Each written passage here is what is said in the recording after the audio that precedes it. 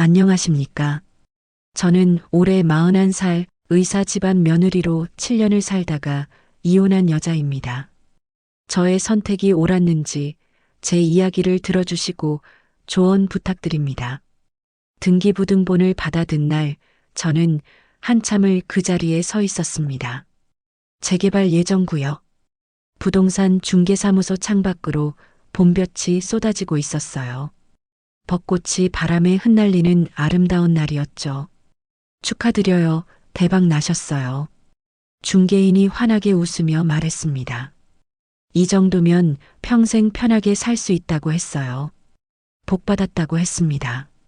저는 고개를 끄덕이며 입가에 미소를 지었습니다. 하지만 가슴 한쪽이 텅 비어 있는 기분이었습니다. 복이라고 했죠. 이게 정말 복일까요? 이혼할 때 받은 땅 문서 한 장, 남편의 죄책감이 만든 위로금.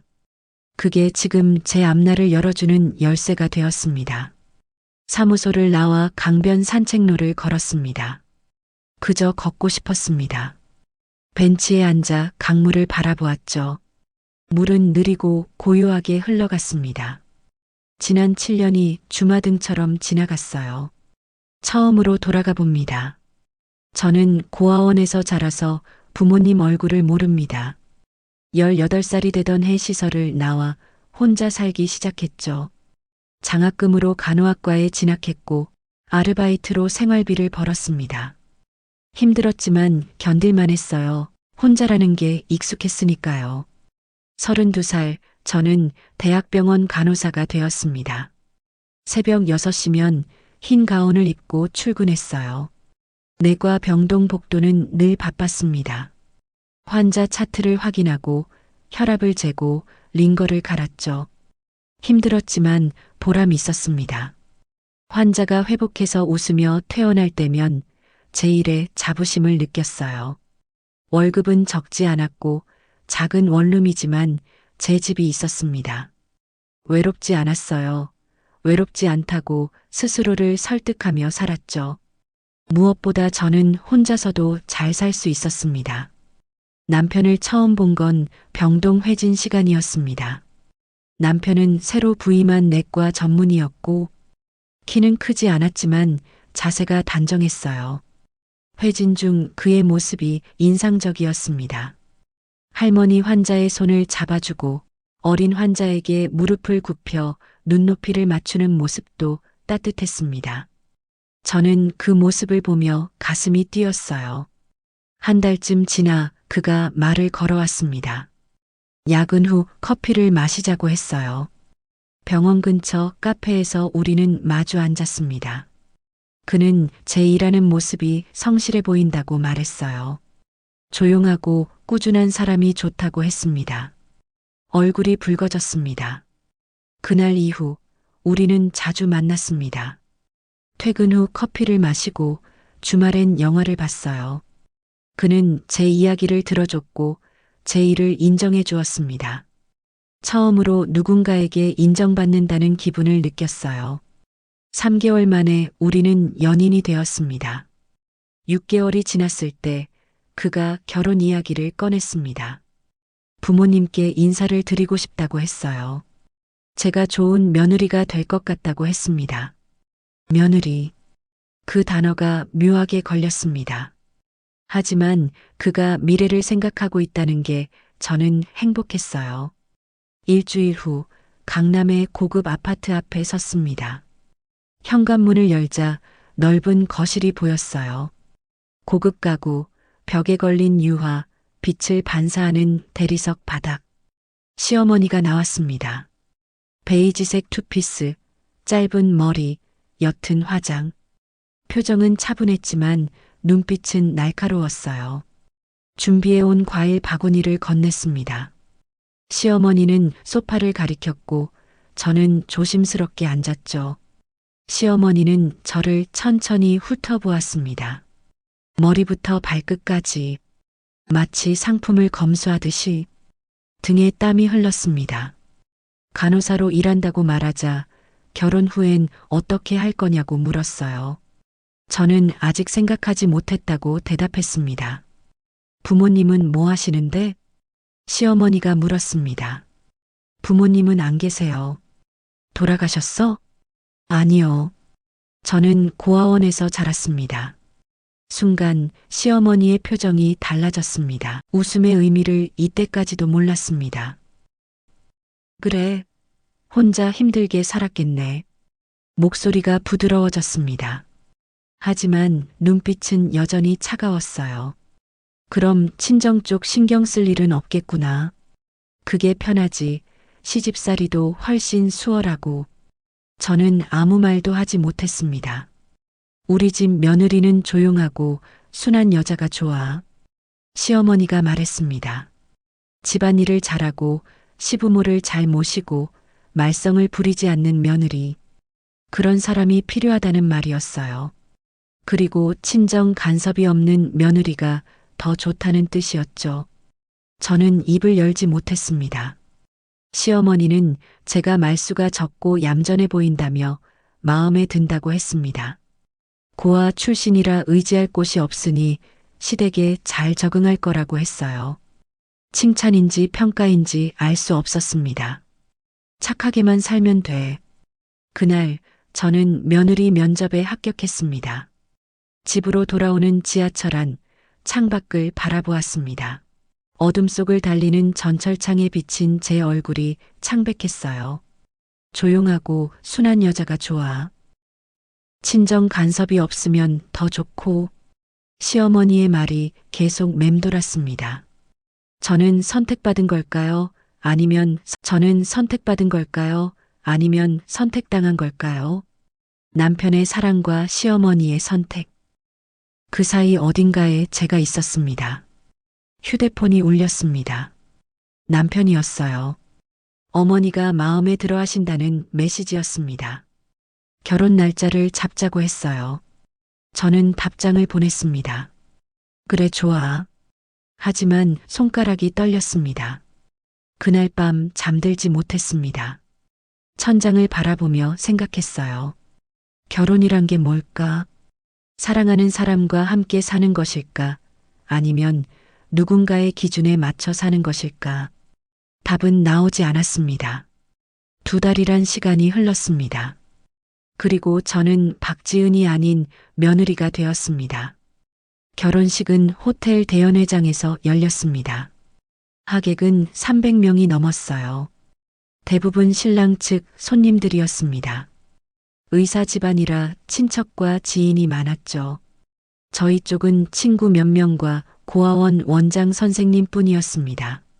웨딩드레스를 입고 입장할 때 사람들의 시선이 느껴졌어요. 수군거리는 소리가 들렸습니다. 신부가 조용하고 얌전해 보인다는 말들이었죠. 저는 미소를 유지했습니다. 부케를 든 손에 땀이 맺혔어요. 신혼여행은 유럽 10일 일정이었습니다. 남편은 사진을 많이 찍었어요. 하지만 대화는 많지 않았습니다. 피곤하냐고 물으면 괜찮다고 답했고, 배고프냐고 물으면 아니라고 답했죠. 우리의 대화는 그게 전부였습니다. 연애할 때는 달랐어요. 그는 제 이야기를 들어줬고 제 일을 응원해줬습니다. 야근 후 마중 나와주기도 했고 힘든 날엔 따뜻한 말을 건넸죠. 하지만 결혼식을 올리고 신혼여행을 떠난 후 그 모습을 찾아볼 수가 없었습니다. 유럽의 아름다운 거리를 걸어도 그는 사진만 찍었어요. 제 손을 잡지 않았습니다. 카페에 앉아도 말이 없었죠. 무슨 생각을 하냐고 물으면 아무 생각 없어라고만 했습니다. 어쩌면 시어머니와 친척들의 말들 때문에 예민해진 걸까요? 결혼식 내내 신부가 조용하다, 고아 출신이라더라, 순해 보인다는 말들이 귓가를 맴돌았어요. 그 말들이 남편에게도 부담이 됐을까요? 저는 스스로를 위로했습니다. 결혼 초기라 서로 적응하는 시간이 필요한 거라고, 곧 괜찮아질 거라고. 하지만 돌아온 후에도 달라지지 않았습니다. 신혼여행에서 돌아오자마자 남편이 말했습니다. 신혼집 수리가 덜 끝났다고 몇 달만 어머니 댁에서 살자고 했어요. 잠깐이야. 두세 달이면 공사 끝날 거야. 저는 망설였습니다. 신혼인데 시댁에서 사는 게 맞을까요? 하지만 남편은 이미 결정한 표정이었어요. 엄마도 좋아하셔. 며느리 얼굴 자주 보고 싶다고. 결국 저는 고개를 끄덕였습니다. 그렇게 시작된 시댁 생활은 석 달이 넘었어요. 새벽 5시 반 시어머니가 방문을 두드렸습니다. 일어나서 아침 준비를 도우라는 신호였어요. 남편은 계속 자고 있었습니다. 저만 일어났죠. 부엌에 내려가면 시어머니가 이미 서 계셨어요. 냉장고에서 뭘 꺼내야 하는지, 밥솥은 어떻게 켜야 하는지 일일이 지시했습니다. 제 방식대로 하면 틀렸다고 했어요. 반찬은 저렇게 담는 게 아니야. 보기 싫게 해. 다시 담았습니다. 국간장을 너무 많이 넣었어. 이러면 맛이 없어. 이미 끓이고 있던 국이었지만 다시 만들어야 했어요. 아침 식사 때 시아버지가 반찬을 드셨습니다. 시어머니가 물었어요. 맛있어요? 그럭저럭. 시어머니가 저를 보며 말했습니다. 아직 멀었네. 음식 솜씨가 없어. 식사 후 설거지를 하는데 시어머니가 뒤에 서서 지켜봤어요. 그릇을 어떻게 씻는지, 행주는 어떻게 짜는지 확인했습니다. 물이 너무 많이 나가잖아. 아껴 써야지. 네, 어머님. 설거지도 제대로 못하네. 이것 좀 봐. 기름기가 남아있어. 다시 씻었습니다. 출근 준비를 하려고 방으로 올라가면 시어머니가 불렀어요. 얘야, 가기 전에 이것 좀 정리하고 가. 먼지가 쌓였어. 어머님, 출근 시간이 10분이면 되잖아. 직장보다 집안일이 우선이지. 지각했습니다. 병원에서 주의를 받았어요. 퇴근하면 또 시어머니가 기다리고 계셨습니다. 저녁 준비를 도와야 했고 식사 후엔 설거지와 청소가 기다렸죠. 남편은 소파에 앉아 TV를 봤습니다. 아들아, 네 방 좀 정리해 줄래? 시어머니가 남편에게 말했어요.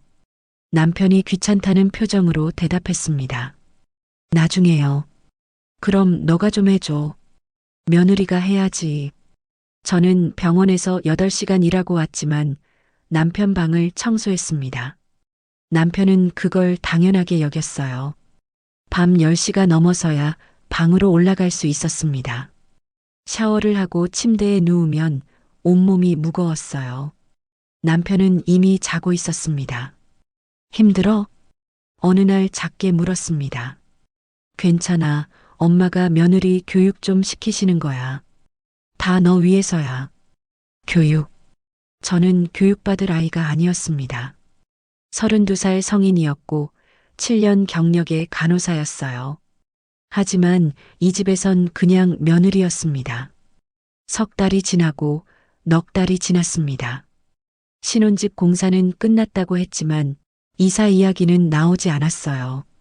신혼이 아니라 며느리 수련 기간 같았습니다. 5달째가 되어서야 시어머니가 말했습니다. 이제 너희 집으로 가도 되겠네. 며느리 교육도 끝났으니까. 드디어 벗어날 수 있다는 안도감이 들었어요. 하지만 시어머니의 다음 말에 그 기대는 무너졌습니다. 가까운 데 집 구했으니까 다행이야. 차로 10분이면 되니까 자주 올 수 있겠지. 신혼집은 시댁에서 차로 10분 거리였습니다. 시어머니가 정한 곳이었어요. 가까워야 서로 돌보기 좋다고 했습니다. 남편은 어머니의 선택에 고개를 끄덕였고 저도 그랬습니다. 이사 첫날 시어머니가 찾아왔습니다. 집 구석구석을 둘러보며 이것저것 지적했어요. 냉장고 위치가 마음에 안 든다고, 커튼 색이 너무 어둡다고 했습니다. 일주일에 3번 시댁에 와서 저녁을 먹으라고 했어요. 수요일, 토요일, 일요일. 정해진 스케줄이었습니다. 시어머니는 제가 순하게 알았다고 대답하는 모습에 만족했어요. 그날 저녁 저는 남편에게 말했습니다. 일주일에 3번은 너무 자주 가는 게 아니냐고, 우리 시간도 필요하지 않겠냐고. 조심스럽게, 최대한 부드럽게 말했어요. 남편은 소파에 누운 채 고개를 돌렸습니다. 어머니가 외로우시다고 했어요. 아버지는 바쁘고 형수는 직장을 다니니까 우리가 신경 써드려야 한다고 했습니다. 제가 힘들지 않냐고 물었을 때 남편의 목소리가 차가워졌어요. 밥 먹으러 가는 것도 힘드냐고 되물었습니다. 저는 더 이상 말하지 못했어요. 그날 밤 저는 베개에 얼굴을 묻었습니다. 울지는 않았어요. 울 자격이 없다고 생각했습니다. 시댁 방문은 정확히 일주일에 3번이었습니다. 매번 손에 과일이나 반찬을 들고 갔어요. 시어머니는 제가 가져온 걸 받으며 이런저런 말을 했습니다. 너무 비싸다, 당도가 떨어진다, 신선하지 않다. 칭찬은 한 번도 없었어요. 식사 중에도 계속 지적하셨습니다. 김치가 짜다, 국이 싱겁다, 밥이 질다. 그러면서 며느리가 음식 솜씨가 없다고 했어요. 시어머니는 형수에게 말했습니다. 직장을 다니니까 집안일이 서툴 수밖에 없다고요. 형수는 웃으며 아직 젊으니까 배우면 된다고 받았어요. 저는 고개를 숙이고 밥을 먹었습니다. 한 달쯤 지났을 때 시어머니가 말했습니다. 얘야, 이제 직장 그만두는 게 어때? 갑작스러운 말이었습니다. 아직 그만둘 생각은 없어요. 며느리가 직장 다니면 집안이 안 돌아가. 남편도 제대로 못 챙기고. 저는 일이 좋아서요. 결혼했으면 가정이 우선이야. 그게 여자의 본분이지. 본분이라는 단어가 가슴에 박혔습니다. 남편에게 말했습니다. 직장을 계속 다니고 싶다고, 일이 제게 중요하다고. 하지만 남편은 피곤하다며 눈을 감았어요. 어머니 말씀도 일리가 있다고 했습니다. 제가 좀 쉬는 것도 나쁘지 않을 것 같다고 했어요. 저에게 당신 생각은 어떠냐고 물었을 때 남편은 제가 편한 대로 하라고 했습니다. 편한 대로 하라면서 시어머니 편만 드는 남편이었습니다. 그 후로도 시어머니는 계속 말했습니다. 시댁에 올 때마다 전화할 때마다 직장 이야기를 꺼냈어요. 며느리가 직장을 다니면 집안이 제대로 안 돌아간다고 남편을 소홀히 하는 거라고 했습니다. 남편에게 다시 한번 이야기했습니다. 제 일이 얼마나 중요한지 7년 동안 쌓아온 경력이 소중하다고. 하지만 남편은 한숨만 쉬었어요. 엄마가 계속 그러시니까 힘들다고 한 번만 양보해달라고 했습니다. 양보. 제 일은 양보할 수 있는 것이 아니었습니다. 하지만 아무도 그걸 이해하지 못했어요. 매일 출근길이 무거웠습니다. 병원에서는 환자를 돌봤고 집에 오면 시어머니의 전화를 받았어요. 양쪽에서 저를 당겼습니다. 결국 저는 무너졌습니다. 결혼 1년이 되던 해 저는 사직서를 냈습니다. 시어머니의 압박이 계속됐기 때문이에요. 남편은 중립을 지켰고 저는 혼자 버틸 수 없었습니다. 마지막 출근 날 동료들이 작은 파티를 열어줬어요. 케이크를 자르며 웃었지만 가슴은 텅 비어 있었습니다. 선배 간호사가 행복하게 살라고 말했습니다. 저는 고개를 끄덕였어요. 행복. 그게 뭘까요? 직장을 그만두고 나서 저는 온전히 며느리가 되었습니다. 매일 시댁에 들렀어요. 청소를 하고 설거지를 하고 빨래를 했습니다.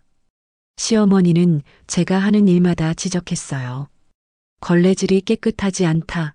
빨래가 덜 말랐다. 정리가 엉망이다. 다시 하라는 말에 저는 다시 했습니다. 또 다시 했습니다. 남편은 점점 무기력해졌습니다. 퇴근하면 소파에 누워 TV를 봤어요. 주말에도 나가자는 말이 없었습니다. 대화는 하루에 10마디를 넘지 않았죠. 저는 외롭지 않은 척 했습니다. 결혼이란 게 원래 이런 거라고 스스로를 납득시켰어요. 3년째 되던 해 저는 거울을 보다가 놀랐습니다. 거울 속 제 얼굴이 낯설었어요. 표정이 없었습니다. 눈빛도 생기가 없었죠. 저는 언제부터 이렇게 변했을까요? 어느 날 시어머니 방을 청소하다가 서랍을 열었습니다. 오래된 사진첩이 있었어요. 무심코 펼쳤습니다. 웨딩드레스를 입은 여자가 남편 옆에 서 있었습니다. 제가 아니었어요. 손이 떨렸습니다. 사진 뒷면을 확인했어요. 날짜가 적혀 있었습니다. 제가 남편을 만나기 불과 2년 전이었죠. 그거, 뒤에서 시어머니의 목소리가 들렸습니다. 침대에 누워 있어야 할 시어머니가 문가에 서 있었습니다. 저는 떨리는 손으로 사진을 들고 있었어요. 웨딩드레스를 입은 낯선 여자. 남편 옆에 선 그 여자. 제 목소리가 낯설었습니다. 처음으로 시어머니에게 따져 물었어요. 어머니, 이 사진 뭐예요? 사진을 가져가려 했지만 저는 뒤로 물러났어요. 전처야. 시어머니가 짧게 말했습니다. 그 단어가 가슴에 박혔습니다. 남편이 재혼이었다는 사실에 머리가 멍해졌어요. 7년을 함께 살았는데 한 번도 들어본 적 없는 이야기였습니다. 왜 말하지 않았냐고 물었을 때 시어머니는 담담하게 대답했습니다. 전처가 성격이 워낙 강해서 아들이 힘들어했다고 1년 만에 이혼했고 말해봤자 좋을 게 없다고 생각했다고요. 저는 평생 처음으로 큰 소리를 냈습니다. 그래도 말씀하셨어야 한다고 7년이나 속이고 살았다고 소리쳤어요. 시어머니는 흔들리지 않았습니다. 오히려 차분하게 제 어깨에 손을 올리며 진정하라고 했어요. 지난 일이라고 중요한 건 지금이라고 말했습니다. 그 순간 깨달았습니다. 시어머니에게 이건 사과할 일이 아니었어요. 그저 불편한 과거일 뿐이었죠. 저는 그 손을 뿌리쳤습니다. 시어머니를 거부한 게 처음이었습니다. 머릿속이 복잡했어요. 왜 저를 선택했는지 이제야 이해가 됐습니다. 조용하고 순하다고 말 잘 듣는다고 했던 그 말들. 저는 사랑받아서 선택된 게 아니었어요. 전처처럼 대들지 않을 사람, 통제하기 쉬운 며느리가 필요했던 거였죠. 제가 고아 출신이라는 것도 한몫했을 겁니다. 친정이 없으니 기댈 곳도 없고 도망갈 데도 없고 시댁 말을 들을 수밖에 없는 사람. 그게 제가 선택된 이유였습니다. 시어머니는 제가 착했다고 말했어요. 집안에 딱 맞는 며느리였다고 했습니다. 그 말 속에는 미안함도 죄책감도 없었어요. 오히려 만족스러워 보였습니다. 저는 떨리는 목소리로 물었습니다. 어머니는 다루기 쉬운 며느리가 필요했던 거죠? 저는 그냥 전처 대신 들어온 대체품이었던 거고요. 시어머니의 표정이 굳었지만 부정하지 않았습니다. 지금까지 내가 얼마나 잘해줬는지 알아? 며느리 교육도 시키고 집안일도 다 가르쳐줬는데 은혜를 모르네. 교육이라는 단어가 또 나왔습니다. 하지만 이 집에선 교육받아야 할 며느리였던 거죠. 참았던 감정이 터져 나왔습니다. 7년 동안 저는 뭐였어요? 새벽같이 일어나 청소하고 설거지하고 매일매일 지적 듣고 직장까지 그만둔 제가 뭐였냐고 소리쳤어요. 시어머니는 단호하게 대답했습니다. 며느리였다고, 그게 제 역할이었다고 했어요.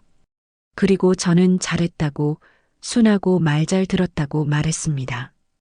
그 말이 칼처럼 가슴에 꽂혔습니다. 이제 모든 게 명확해졌어요. 전처는 통제가 안 됐기 때문에 쫓겨났고 저는 약해서 선택됐던 겁니다. 시어머니는 전처가 매번 대들고 자기 주장만 했다고, 집안일도 제대로 안 했다고, 며느리 역할을 거부했다고 차갑게 말했어요. 저는 비웃었습니다. 역할이라는 단어예요. 며느리가 연기해야 할 배역인가 싶었죠. 어쩌면 전처는 사람으로 대우받길 원했던 것뿐일지도 몰랐습니다. 그래서 쫓겨난 거였죠. 시어머니가 처음으로 목소리를 높였습니다.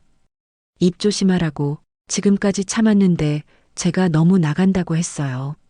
하지만 저는 물러서지 않았습니다. 이제야 모든 게 보였으니까요. 제가 선택받은 진짜 이유. 고아라서, 친정이 없어서, 기댈 곳이 없어서, 어디 도망갈 데도 없고, 시어머니 말을 들을 수밖에 없을 거라고 생각했던 거죠. 시어머니의 얼굴이 굳었습니다. 저를 위해서 한 일이라고 변명하려 했지만, 저는 끊어버렸어요. 거짓말하지 마세요. 통제하기 쉬운 며느리가 필요했던 거라고 말했습니다. 사진첩을 집어들었습니다. 남편한테 보여주겠다고 언제부터 저를 속였는지 물어보겠다고 했어요. 시어머니가 제 팔을 붙잡았습니다. 가정이 깨진다고 그러지 말라고 했어요. 하지만 가정은 이미 깨져 있었습니다. 처음부터 거짓말 위에 세워진 가정이었으니까요. 더 이상 며느리 역할을 하지 않겠다고 말했습니다. 시어머니는 제 팔을 더 세게 잡으며 7년 동안 잘 살았는데 왜 이제 와서 이러냐고 물었어요. 잘 산 게 아니었습니다. 참고 산 거였어요. 7년 동안 저는 제가 아니었습니다. 시어머니가 원하는 며느리 연기를 했던 거였죠. 조용하고 순하고 말 잘 듣는. 시어머니가 그게 뭐가 나쁘냐고, 그게 며느리라고 소리쳤습니다. 저는 조용히 대답했어요. 그건 며느리가 아니라 노예라고. 순간 시어머니의 표정이 일그러졌습니다. 그리고 시어머니의 손이 제 뺨을 때렸어요. 철써? 귓가가 울렸습니다. 뺨이 화끈거렸어요. 저는 그 자리에 얼어붙었습니다. 시어머니의 얼굴은 분노로 일그러져 있었어요. 감히 누구한테 대드는 거야? 시어머니의 목소리가 방 안을 울렸습니다. 저는 뺨을 감싸쥐었어요. 따가웠습니다. 내가 뭔데? 볼품없는 고아 주제에. 시어머니가 제 앞으로 한 걸음 다가왔습니다. 저는 뒤로 물러났어요. 너 같은 애를 내가 거둬줬어. 아무도 원하지 않던 고아를 내가 며느리로 받아줬다고. 그 말이 가슴에 비수처럼 꽂혔습니다. 시어머니의 얼굴에는 지금까지 숨겨왔던 본심이 드러나 있었어요. 경멸과 우월감이 뒤섞인 표정이었습니다.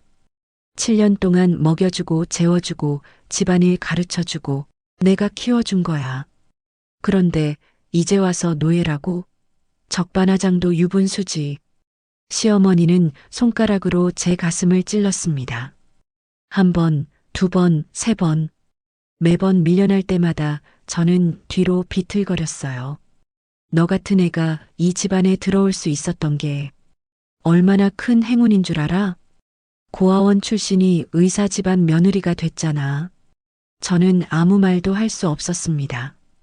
뺨은 여전히 화끈거렸고 가슴은 터질 것 같았어요. 내가 걷어주지 않았으면 넌 뭐가 됐을 것 같아? 병원에서 평생 간호사나 하면서 늙어갔겠지. 시집도 못 가고. 시어머니가 비웃었습니다. 그 웃음이 칼날처럼 제 마음을 베었어요. 그런 주제에 뭐가 억울해? 이 정도 일로 배은망덕하게 나오는 거야? 배은망덕. 그 단어가 귀에 울렸습니다. 재혼이 뭐 어때서? 중요한 건 내가 지금 이 집 며느리라는 거야. 내가 키워줬다는 거야. 시어머니는 사진첩을 낚아챘습니다. 제 손에서 빼앗아 바닥에 던졌어요. 사진들이 흩어졌습니다. 이런 거나 뒤지고 앉아서 은혜도 모르는 것들이. 시어머니가 중얼거렸습니다. 그리고 다시 저를 쳐다봤어요. 눈빛이 차가웠습니다. 내가 여기서 나가면 뭐가 돼? 갈 데도 없고 친정도 없고 돈도 없잖아. 직장도 내가 그만두게 했으니까 경력도 끊겼고. 시어머니는 제 턱을 손으로 잡아 올렸습니다. 아팠어요. 하지만 저항할 힘이 없었습니다. 그러니까 조용히 살아. 착하게, 순하게, 지금까지처럼. 그게 내 분수야. 그 마지막 말이 일격이었습니다. 시어머니는 제 얼굴을 밀쳐냈습니다. 저는 벽에 부딪혔어요. 등이 아팠습니다. 다시는 이런 식으로 나오지 마. 내가 참아왔던 건 네가 순해서였어. 순하지 않으면 넌 이 집에 필요 없어. 시어머니는 돌아섰습니다. 방문을 향해 걸어가면서 마지막 말을 던졌어요. 정신 차려. 네 주제를 알아. 고아 주제에 어디서 목에 힘을 주는 거야. 문이 닫혔습니다. 저는 벽에 기댄 채 주저앉았어요. 뺨은 여전히 뜨겁게 달아올라 있었고 가슴은 무너져 내리는 것 같았습니다. 손이 떨렸습니다. 몸 전체가 떨렸어요. 시어머니의 말들이 귓가에 맴돌았습니다. 볼품없는 고아, 걷어준 것, 은혜, 분수, 주제. 7년 동안 그 말들은 숨겨져 있었어요. 하지만 오늘 모든 가면이 벗겨졌습니다. 저는 정말로 며느리가 아니었습니다. 걷어진 고아였던 거예요. 그날 저녁 남편이 퇴근했습니다. 저는 거실에 앉아 기다리고 있었어요. 뺨은 아직도 붉게 부어 있었고 온몸이 아팠습니다. 사진을 테이블 위에 올려놓고 남편을 기다렸어요. 현관문이 열렸습니다. 남편이 들어왔어요. 평소처럼 피곤한 표정이었습니다. 가방을 소파에 던지고 넥타이를 풀다가 제 얼굴을 봤습니다. 왜 그래? 저는 대답하지 않았어요. 그냥 테이블 위 사진을 가리켰습니다. 남편이 사진을 봤습니다. 웨딩드레스를 입은 낯선 여자와 함께 서 있는 자신의 모습. 표정이 굳었어요. 얼굴에서 혈색이 사라졌습니다. 언제부터 알았어? 그게 첫 마디였습니다. 미안하다는 말은 없었어요. 제 뺨에 대한 질문도 없었습니다. 그저 언제 들켰는지만 물었어요. 오늘 어머니 방 청소하다가 침묵이 흘렀습니다. 남편은 소파에 주저앉았어요. 고개를 숙였지만 사과는 하지 않았습니다. 왜 말 안 했어요? 제 목소리가 차갑게 나왔습니다. 남편은 한참을 망설이다가 입을 열었어요. 말하면 결혼 안 할 것 같았어. 담담한 목소리였습니다. 죄책감도 미안함도 없었어요. 그저 계산적인 선택이었다는 듯이 말했습니다. 그리고 덧붙였습니다. 시어머니도 저를 원했고 자기도 저 같은 며느리가 필요했다고요. 엄마랑 잘 맞는 며느리. 조용하고 말 잘 듣는 사람. 그게 좋았어. 저는 멍하니 남편을 바라봤습니다. 이 사람이 정말 제가 사랑했던 사람인가 싶었어요. 사랑이 아니라 필요 때문에 저를 선택했다는 말이었으니까요. 전처분과는 왜 헤어졌어? 성격 차이. 남편이 짧게 대답했어요. 그리고 한숨을 쉬었습니다. 그 사람은 자기 주장이 너무 셌어. 엄마랑 매일 부딪혔고 집에 들어오는 게 지옥 같았어. 남편의 표정이 일그러졌습니다. 과거를 떠올리는 것 같았어요. 무슨 일이든 자기 방식대로 하려고 했고 시어머니 말은 듣지 않았다고 했습니다. 1년을 그렇게 살다가 못 견디고 헤어졌다고요. 저는 그 말을 들으며 깨달았습니다. 전처는 자신을 지키려 했던 거였어요. 며느리가 아니라 한 사람으로 살려고 했던 거죠. 그게 죄가 됐던 겁니다. 그래서 나를 선택한 거야? 조용하고 순해서? 같은 일 겪고 싶지 않았어. 집에서까지 싸우고 싶지 않았다고. 남편이 고개를 끄덕였습니다. 부끄러워하지도 않았어요. 시어머니와 잘 맞는 사람이 필요했다고 솔직하게 말했습니다.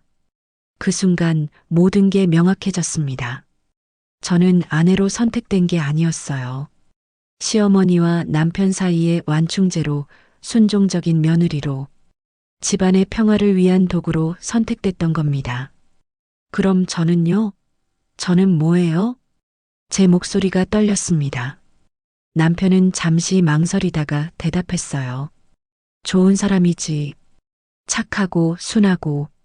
그게 다예요? 남편이 고개를 숙였습니다. 사랑이라는 단어는 한 번도 나오지 않았어요. 그저 조건에 맞는 사람이었다는 것. 그게 전부였습니다. 저는 뺨을 만졌습니다. 아직도 화끈거렸어요. 시어머니가 때린 자국이 남아 있었습니다. 뺨은 누가 때렸어? 남편이 그제야 물었습니다. 저는 담담하게 대답했어요. 어머니요. 제가 대들었거든요. 사진 보고 화내고 소리 지르고 노예 같다고 말했어요. 남편의 표정이 굳었습니다. 하지만 화를 내지 않았어요. 변호도 항의도 하지 않았습니다. 엄마도 화가 많이 나셨나 보다. 그게 남편이 한 말의 전부였습니다. 저는 웃음이 나왔습니다. 허탈한 웃음이었어요. 시어머니가 며느리를 때렸는데 남편은 시어머니 편을 들고 있었습니다. 7년 동안 착각하고 살았어요. 이 사람이 저를 사랑한다고 우리가 가족이라고 믿었습니다. 하지만 처음부터 거짓이었던 겁니다. 이혼할래요. 제 입에서 말이 나왔습니다. 남편이 고개를 들었어요. 놀란 표정이었습니다. 뭐, 더 이상 못 살겠어요. 7년을 속였잖아요. 저를 이용했잖아요. 남편이 입을 열려다 닫았습니다. 반박할 말이 없었던 거예요. 잠시 침묵이 흐르다가 남편이 조용히 물었습니다. 어디 갈 건데? 친정도 없고 돈도 없잖아. 걱정이 아니라 현실을 지적하는 목소리였어요. 그 말이 가슴을 찔렀습니다. 사실이었으니까요. 저는 갈 곳이 없었습니다. 돌아갈 친정도 없었고 직장도 그만뒀고 저축한 돈도 많지 않았어요. 하지만 저는 대답했습니다. 제가 알아서 할게요. 진정하고 다시 생각해봐. 흥분해서 7년 동안 생각했어요. 이제 결정했어요. 저는 자리에서 일어났습니다. 방으로 향했어요. 남편이 제 이름을 불렀지만 저는 돌아보지 않았습니다. 더 이상 이 사람 옆에 있을 수 없었어요. 사랑도 없이 존중도 없이 그저 조건만으로 이어진 결혼. 이제 끝낼 때가 됐습니다. 3일 동안 저는 생각했습니다. 이혼할까 아니면 참고 살까? 어디로 가야 할까? 혼자 살 수 있을까? 고아인 제게 선택지는 많지 않았어요. 돌아갈 친정도 없었고 직장도 그만뒀습니다. 저축한 돈은 많지 않았죠. 하지만 한 가지는 확실했습니다. 더 이상 이렇게 살 수는 없다는 것. 4일째 되던 날 저는 집을 나왔습니다. 친구에게 전화를 걸었어요. 대학 시절 룸메이트였던 친구였습니다. 사정을 설명하자 망설임 없이 집으로 오라고 했어요. 짐을 쌌습니다. 캐리어 하나에 들어갈 만큼만 챙겼어요. 옷 몇 벌, 세면도구, 중요한 서류들. 그게 전부였습니다. 현관문을 나서는데 남편이 막아섰습니다. 어디 가냐고 물었어요. 저는 대답하지 않았습니다. 남편이 제 이름을 불렀지만 저는 돌아보지 않았습니다. 수진의 집은 작았지만 따뜻했습니다. 수진은 제게 방을 내어주고 편하게 있으라고 말했어요. 첫날 밤 저는 낯선 방에서 잠을 청했습니다. 천장이 달랐고 소리도 달랐어요. 하지만 숨통은 트였습니다. 다음 날부터 전화가 쏟아지기 시작했습니다. 남편이었어요. 하루에 10통, 20통씩 전화를 걸었습니다. 처음엔 받지 않았어요. 하지만 계속 울리는 전화에 결국 받았습니다. 집에 와. 이야기하자. 할 이야기 없어요. 미안해. 정말 미안해. 다시 생각해줘. 남편의 목소리가 떨렸습니다. 처음 듣는 감정이었어요. 하지만 저는 흔들리지 않았습니다. 늦었어요. 전화를 끊었습니다. 문자도 쏟아졌습니다. 남편의 문자는 계속 이어졌어요. 미안하다는 말, 잘못했다는 말, 다시 시작하자는 말. 읽을 때마다 가슴이 아팠습니다. 어쩌면 진심일지도 몰랐어요. 어쩌면 정말 후회하고 있는 걸지도 몰랐습니다. 잠깐 아주 잠깐 흔들렸어요. 7년을 함께 산 사람이었으니까요. 참고 살아볼까? 다시 돌아갈까? 그런 생각이 머릿속을 스쳤습니다. 7년을 함께 산 사람이었으니까요. 그런 생각이 머릿속을 스쳤습니다. 그때 시어머니의 문자가 왔습니다. 지금 당장 집에 들어와. 안 그러면 넌 빈털터리로 내보낼 거야. 아무것도 없이. 손이 떨렸습니다. 협박이었어요. 위로도 사과도 아닌 협박이었습니다. 그 문자 하나가 제 마음을 완전히 돌려놓았어요. 저는 남편에게 전화를 걸었습니다. 차분하게 말했어요. 협의 이혼하자. 변호사 통해서 연락 줘. 남편이 뭔가 말하려 했지만 저는 전화를 끊었습니다. 협의 이혼 과정은 생각보다 길었습니다. 변호사를 선임했어요. 무료 법률 상담을 통해 찾은 변호사였습니다. 비용이 부담됐지만 혼자서는 할 수 없는 일이었어요. 시댁에서도 변호사를 세웠습니다. 몇 번의 협의가 이어졌어요. 시어머니는 끝까지 체면을 지키려 했습니다. 조용히 이혼하라고, 소문나지 않게 하라고 요구했어요. 재산 분할에 대해서도 이야기가 나왔습니다. 결혼 생활 7년, 저는 받을 게 있었어요. 하지만 저는 원하지 않았습니다. 아무것도 필요 없어요. 그냥 이혼만 해주세요. 변호사가 재산 분할을 청구하라고 권했습니다. 당연한 권리라고 했어요. 하지만 저는 고개를 저었습니다. 그 집안과 연결된 것들을 하나도 갖고 싶지 않았어요. 시어머니는 제가 위자료를 요구할 거라고 생각했나 봅니다. 아무것도 원하지 않는다고 하자 의외라는 표정을 지었다고 변호사가 전했어요. 한 달이 지났습니다. 최종 협의가 끝나고 남편이 만나자고 했습니다. 서류에 도장 찍기 전에 마지막으로 얼굴을 보고 싶다고 했어요. 커피숍에서 만났습니다. 남편은 수척해져 있었어요. 살이 빠지고 눈 밑에 다크서클이 깊게 패여 있었습니다. 남편이 제 이름을 불렀습니다. 목소리가 갈라졌어요. 미안해. 정말 미안해. 저는 가만히 앉아 있었습니다. 남편이 테이블 위로 서류 봉투를 밀었어요. 이거 받아줘. 봉투를 열었습니다. 땅 문서였어요. 남편 명의로 된 땅이었습니다. 내가 할 수 있는 게 이것밖에 없어. 남편의 눈이 붉어졌습니다. 처음 보는 모습이었어요. 7년 동안 남편이 우는 걸 본 적이 없었습니다. 필요 없어요. 저는 봉투를 도로 밀었습니다. 하지만 남편은 다시 제게 밀어냈어요. 제발, 이거라도 받아줘.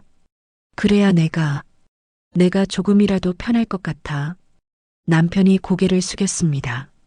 어깨가 떨렸어요. 저는 한참을 망설이다가 봉투를 집어들었습니다.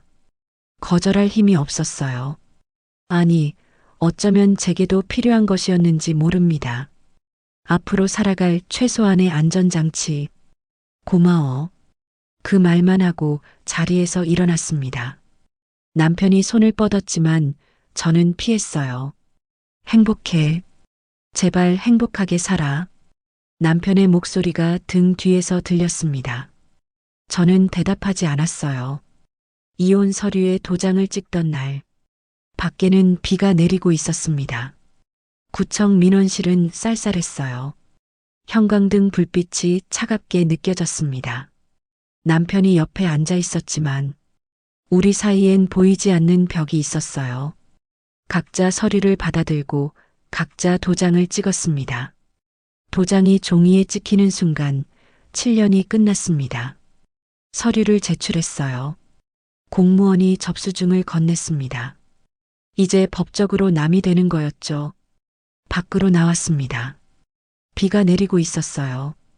우산은 없었지만 괜찮았습니다. 그냥 비를 맞으며 걸었어요. 남편이 뒤에서 서 있었습니다. 빗속에서 저를 바라보고 있었어요. 하지만 저는 돌아보지 않았습니다. 7년 만에 처음으로 자유로웠으니까요. 작은 원룸을 얻었습니다. 보증금은 그동안 모은 돈으로 겨우 마련했어요.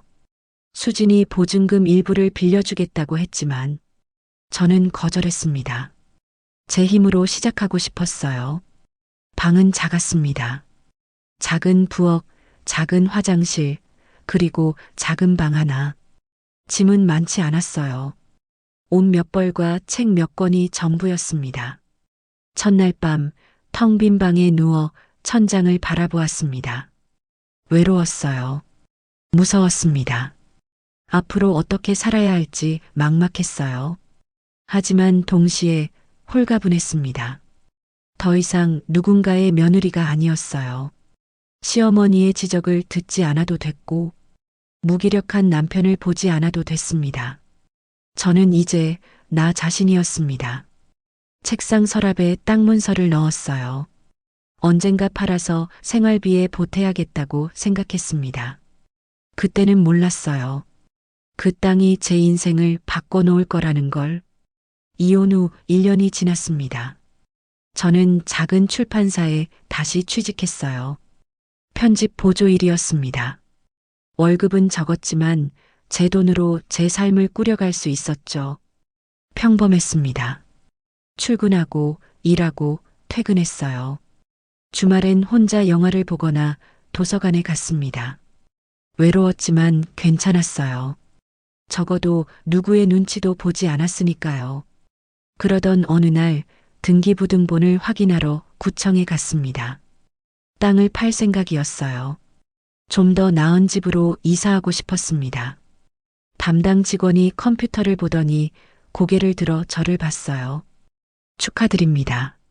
재개발 예정 구역이네요. 재개발. 그 단어가 귀에 들어왔습니다. 작년 말에 최종 확정됐어요. 순간 숨이 멎었습니다. 부동산 중개사무소에서 구체적인 설명을 들었습니다. 대규모 주상복합단지 개발 계획이었어요. 위치가 역세권이라 보상금이 높을 거라고 했습니다. 중개인은 흥분한 목소리로 평생 걱정 없을 거라고 말했어요. 하지만 그 말이 귀에 들어오지 않았습니다. 사무소를 나와 강변 벤치에 앉았어요. 하늘을 바라보며 생각했습니다. 죄책감으로 받은 땅 문서가 제 앞날을 열어주는 열쇠가 되었어요. 하지만 기쁘지 않았습니다. 오히려 불안했어요. 무언가 잘못될 것 같은 예감이 들었죠. 예감은 일주일 만에 현실이 되었습니다. 회사에서 일하고 있을 때 휴대폰이 울렸습니다. 모르는 번호였어요. 시아주번이었습니다. 1년 만에 듣는 목소리였죠. 어머니가 쓰러지셨어. 짧은 한마디였습니다. 재개발 소식 들으셨어? 어머니가 그 소식 듣고 충격받아서 쓰러지셨고, 지금은 중환자실이라는 소식의 전화였습니다. 반신마비 판정 받으셨어? 시아주버니의 목소리가 차갑게 이어졌습니다. 다 네 땅 때문에 이렇게 된 거야. 전화가 끊겼습니다. 저는 한참을 그 자리에 멍하니 서 있었어요. 제 땅 때문에, 제가 받을 보상금 때문에, 시어머니가 쓰러졌다는 말이었습니다. 죄책감이 밀려왔습니다.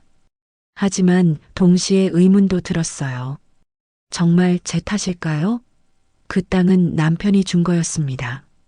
병원에 가지 않았습니다. 이미 이혼했고 더 이상 며느리가 아니었으니까요.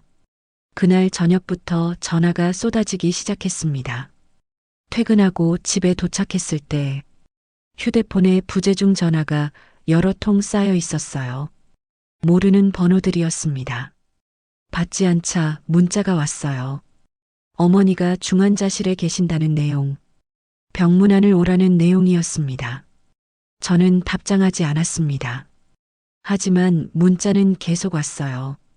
시댁 친척들이 돌아가며 보낸 메시지들이었습니다. 병원비를 도와달라는 것, 보상금을 나눠야 하는 거 아니냐는 것까지. 저는 전화를 받지 않았습니다. 문자도 읽지 않고 휴대폰을 무음으로 해놓았습니다. 하지만 알림은 계속 쌓여갔습니다. 잠을 잘 수 없었습니다. 밤새 문자가 왔어요. 며느리의 도리, 최소한의 양심, 돈 때문에 사람이 변했다는 내용들이었습니다. 다음 날도 그 다음 날도 전화는 계속 왔습니다. 사흘째 되던 금요일 저녁, 퇴근하고 집에 도착했을 때 현관 앞에 사람이 서 있었습니다. 남편이었어요. 1년 만에 보는 얼굴이었어요. 더 수척해져 있었습니다. 눈밑이 까맣게 패여 있었고 얼굴은 창백했어요. 여보, 한 번만 봐줘. 어머니가 정말 안 좋으셔. 저는 고개를 저었습니다. 저는 이제 며느리가 아니에요. 알아. 알지만 7년 동안 같이 살았잖아. 남편의 목소리가 떨렸습니다. 하지만 저는 문을 열고 들어갔어요. 남편이 문을 잡았습니다. 제발, 어머니가 너 보고 싶어 하셔. 손 치워주세요. 제 목소리가 차갑게 나왔습니다. 남편은 천천히 손을 떼었어요. 저는 문을 닫았습니다. 인터폰 화면으로 남편이 한참을 서 있다가 돌아가는 게 보였습니다. 주말이 지나고 월요일 아침, 출근하려고 집을 나서는데 계단에 사람들이 서 있었습니다. 시댁 고모부와 큰어머니였습니다. 저를 기다리고 있었던 거예요. 얘야, 잠깐만 이야기 좀 하자. 고모부가 앞을 막았습니다. 저는 출근해야 한다고 말했어요. 병원비 좀 줘. 중환자실 비용이 하루에 150만 원이야. 저는 이혼했어요. 도와드릴 수 없어요. 재개발 보상비 받을 거잖아. 그것만 좀 나눠주면 된다. 고모부가 제 앞을 막아서더라고요. 그 땅도 어차피 우리 집안에서 준 거잖아. 큰어머니가 날카롭게 말했습니다. 어머니 병도 다 그 땅 때문이고 너가 몇 억 받는다고 들으시고 충격 받으신 거야. 가슴이 답답했습니다. 저는 두 사람을 밀치고 계단을 내려갔어요. 뒤에서 욕설이 들렸습니다. 은혜도 모른다는 소리, 돈 때문에 사람이 변했다는 소리였어요. 그날 저녁 집에 돌아오니 문 앞에 또 사람이 서 있었습니다. 아주버님과 형님이었어요. 남편의 형 부부였습니다. 오랜만이네요. 본론부터 말할게요. 아주버님이 팔짱을 낀 채 말했습니다. 어머니 모셔야 하잖아요. 우리가 장남이니까. 형님이 짜증 섞인 목소리로 끼어들었어요. 근데 중환자실 비용이 하루에 150만 원이에요.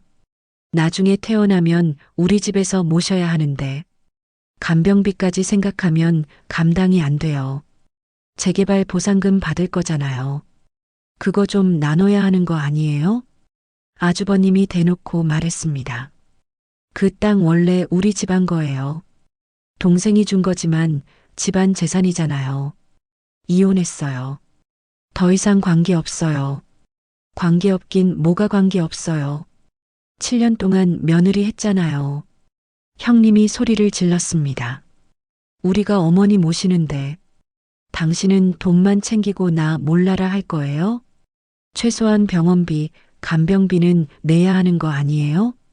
보상금 반은 내놔야죠. 아니면 법적으로 가겠습니다. 아주버님이 차갑게 말했습니다. 저는 더 이상 대꾸하지 않았어요. 문을 열고 들어가 잠갔습니다. 밖에서 문을 두드리는 소리가 한참 동안 이어졌습니다. 문 열어요. 우리가 어머니 모시는데 당신만 돈 가지고 튈 거예요? 형님의 목소리가 복도에 울려 퍼졌습니다. 그날 밤 잠들지 못했습니다. 천장을 바라보며 생각했어요. 제가 잘못한 걸까요? 시어머니를 돌봐야 하는 걸까요? 돈을 나눠줘야 하는 걸까요? 7년 동안 저는 그 집안의 며느리였어요. 조용히, 순하게, 말없이 살았습니다. 하지만 그들은 저를 사람으로 대한 적이 없었어요. 이혼했지만 여전히 저를 며느리로 부르고 있었습니다. 도리를 다하라고, 양심을 지키라고 말했어요. 하지만 그들은 제게 도리를 다했나요? 재혼 사실을 숨기고 저를 속인 사람들, 7년 동안 제 삶을 통제한 사람들, 뺨을 때리고 모욕하고 쫓아낸 사람들이 이제 와서 가족이라고 정이 있다고 말하고 있었습니다. 돈 때문이었습니다. 재개발 보상금 때문이었어요. 창밖을 보았습니다. 새벽이 밝아오고 있었어요. 결심이 섰습니다. 더 이상 돌아가지 않겠다고, 누군가의 며느리로 살지 않겠다고, 돌이라는 이름의 족쇄를 끊어내겠다고. 그날 아침 저는 휴대폰 번호를 바꿨습니다. 친구에게만 알려줬어요. 회사에도 새 번호를 등록했습니다. 그리고 이사를 준비하기 시작했습니다. 시댁 사람들이 찾아올 수 없는 곳으로 가기로 했어요. 이삿날 새벽에 몰래 나왔습니다. 새 집은 조용한 동네에 있었습니다. 작은 투룸이었어요. 짐을 풀고 창밖을 봤습니다. 낯선 풍경이었지만 안심이 됐습니다. 이제 아무도 저를 찾을 수 없을 거예요. 책상 서랍에 땅 문서를 다시 넣었습니다. 보상금은 6개월 후에 나온다고 했어요. 그때까지 조용히 지내기로 했습니다. 새로운 곳에서, 아무도 모르는 곳에서 다시 시작하기로 했습니다. 재개발 보상금이 통장에 들어온 날, 저는 한강을 따라 걸었어요.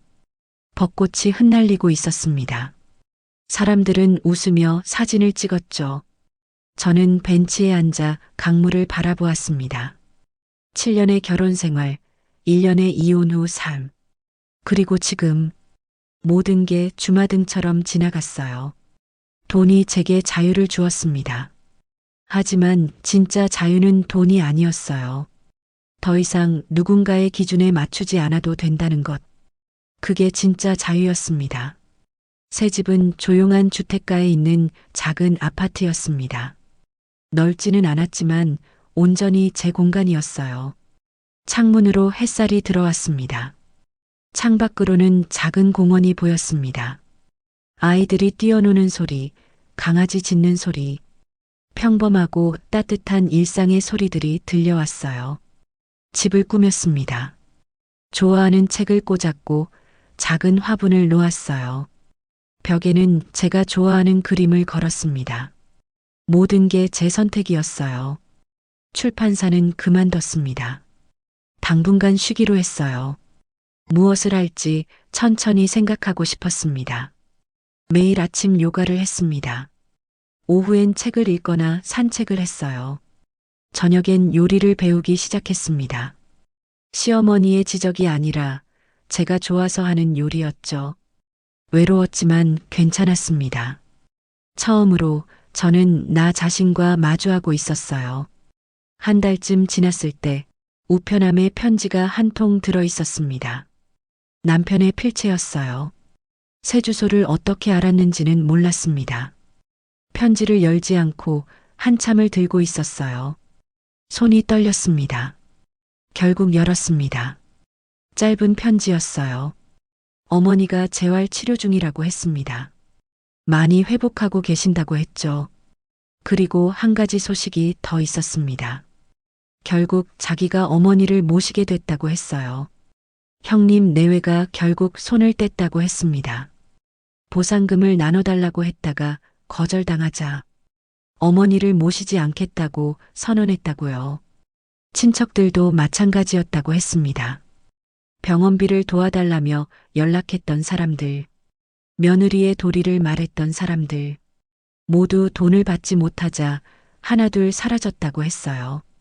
편지 마지막 문장에 이렇게 적혀 있었습니다. 어머니가 말씀하셨어. 인생을 잘못 살았다고. 돈 많은 집안이었지만 정작 곁에 남은 사람은 아무도 없다고. 저는 편지를 접었습니다. 눈물이 나지 않았어요. 화도 나지 않았습니다. 시어머니가 7년 동안 저를 며느리로 길들이려 했던 것, 통제하려 했던 것, 사람이 아닌 도구로 본 것. 그 모든 것이 결국 시어머니 자신에게 돌아간 거였어요. 자식들도 친척들도 모두 돈 때문에 모였다가 돈 때문에 흩어졌습니다.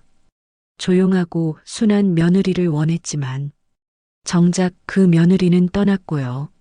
쓸쓸했습니다. 시어머니가 아니라 그런 방식으로 살아온 인생이요. 편지를 서랍 깊숙이 넣었어요. 버리지는 않았습니다. 그것도 제 삶의 일부였으니까요.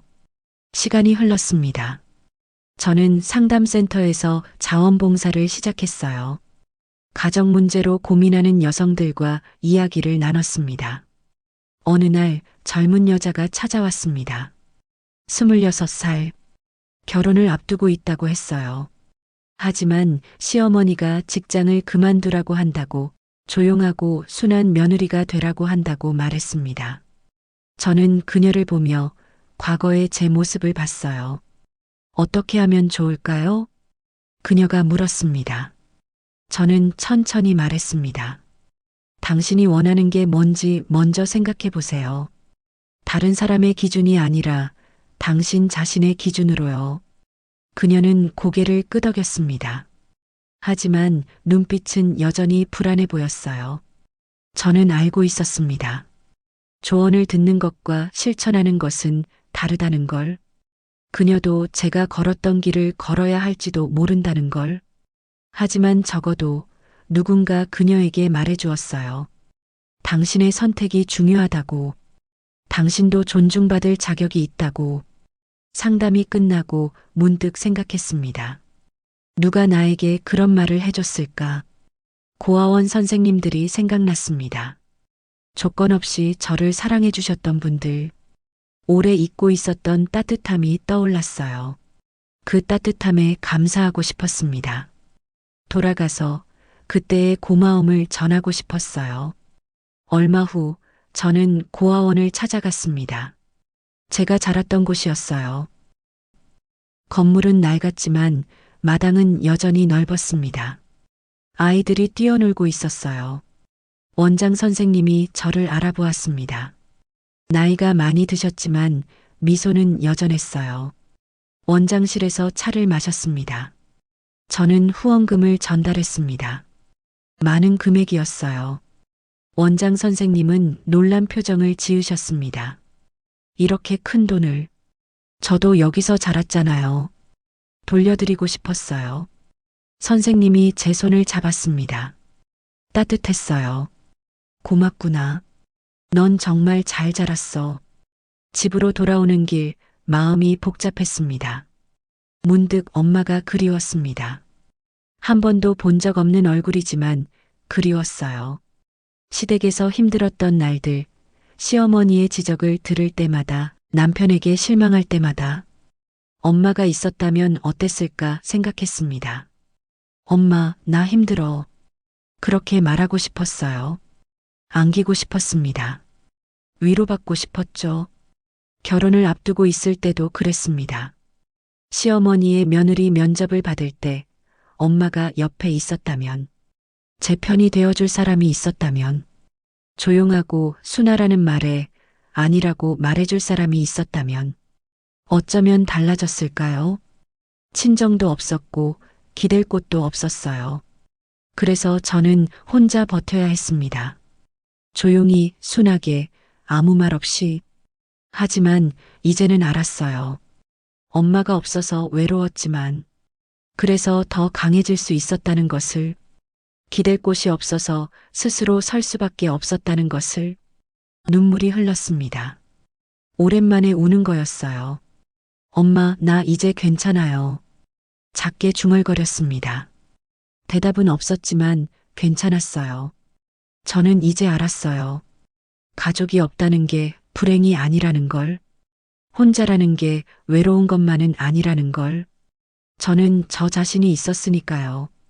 그렇게 조금씩 저는 변해갔습니다. 거울을 볼 때마다 달라진 제 모습이 보였어요. 표정에 생기가 돌았고 눈빛이 밝아졌습니다. 7년 전 며느리 면접을 보던 날의 제 얼굴이 떠올랐어요. 그때 저는 선택받고 싶어 했습니다.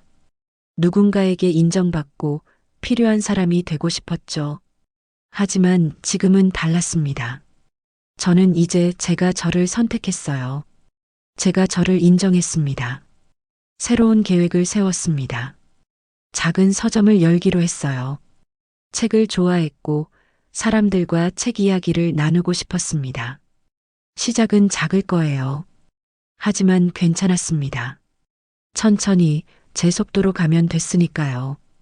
어느 날 아침 창밖으로 햇살이 들어왔습니다. 저는 미소 지었습니다. 제 결혼 생활이 참 힘들다고 생각했습니다. 그때는 버티는 게 전부였어요. 하루하루가 지옥 같았고 언제 끝날지 모르는 터널 속을 걷는 기분이었죠. 하지만 끝나고 나니 정말 돌아보고 싶지 않은 시간이었습니다. 7년이라는 시간, 조용하고 순하게 살았던 그 시간, 제 목소리를 잃어버렸던 그 시간, 다시는 돌아가고 싶지 않아요. 지금 이 글을 읽고 계신 분들 중에도 혹시 저와 비슷한 상황에 계신 분이 있을지 모르겠습니다.